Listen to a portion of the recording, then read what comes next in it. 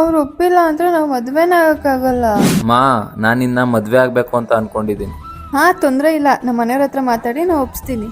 ಏನಾದ್ರೂ ನಿಮ್ ಮನೆ ಒಪ್ನಿಲ್ಲ ಅಂದ್ರೆ? ಅವ್ರು ಒಪ್ಪಿಲ್ಲ ಅಂದ್ರೆ ನಾವು ಮದ್ವೆನೇ ಆಗಕ್ಕಾಗಲ್ಲ. ಹೋ, ನೀನ್ ಹೇಳ್ತಿರೋ ಮಾತಿನ ಅರ್ಥ ಇವಾಗ ಏನಾದ್ರೂ ನಿಮ್ ಮನೆ ನಾನ್ ಬೇಕಾ ಇಲ್ಲ ಅವನ್ ಬೇಕಾ ಅಂದ್ರೆ ನೀನನ್ನ ಬಿಟ್ಬಿಡ್ತೀಯಾ?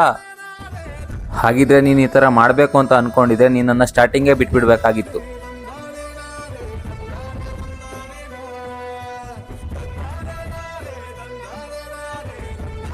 ನೀನ್ ಯಾಕೆ ಬೇಜಾರು ಮಾಡ್ಕೊಂಡಿದ್ಯಾ? ನೀನೇ ನಾನು ಇಷ್ಟಪಟ್ಟು ಬಿಡ್ತೇಲ್ವಲ್ಲ. ನಾನು ಏನ್ ಮಾಡ್ಲಿ, ನಮ್ಮ ಅಪ್ಪ ಅಮ್ಮ ನನ್ನ ಇಷ್ಟು ವರ್ಷ ಸಾಕಿ ಇಷ್ಟುದ್ದ ಬೆಳೆಸಿದ್ದಾರೆ.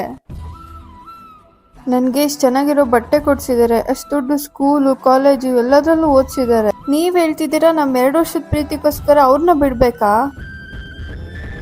ಅಯ್ಯೋ ಹುಚ್ಚಿ, ನಾನು ನಿನ್ನ ಸುಮ್ಮನೆ ಟೆಸ್ಟ್ ಮಾಡ್ತಾ ಇದ್ದೆ. ನಿನ್ ಕೈ ನಿಮ್ಮ ಅಪ್ಪ ಅಮ್ಮನೇ ಬಿಡಕ್ಕಾಗ್ತಿಲ್ಲ, ಇನ್ನು ನನ್ನ ಬಿಡ್ತೀಯಾ? ನೀನ್ ಚಿಂತೆ ಮಾಡ್ಬೇಡ, ನಾನು ನಿಮ್ಮ ಅಪ್ಪ ಅಮ್ಮನ ಒಪ್ಸೆ ಮದ್ವೆ ಆಗೋದು. ಆಮೇಲೆ ಇನ್ನೊಂದು, ನಂಗೇನಾದ್ರು ಫ್ಯೂಚರಲ್ಲಿ ಮಗಳು ಟೂರೇಳು ಸೇಮ್ ಟು ಸೇಮ್ ನಿನ್ನಾಗೆ ಇರಬೇಕು.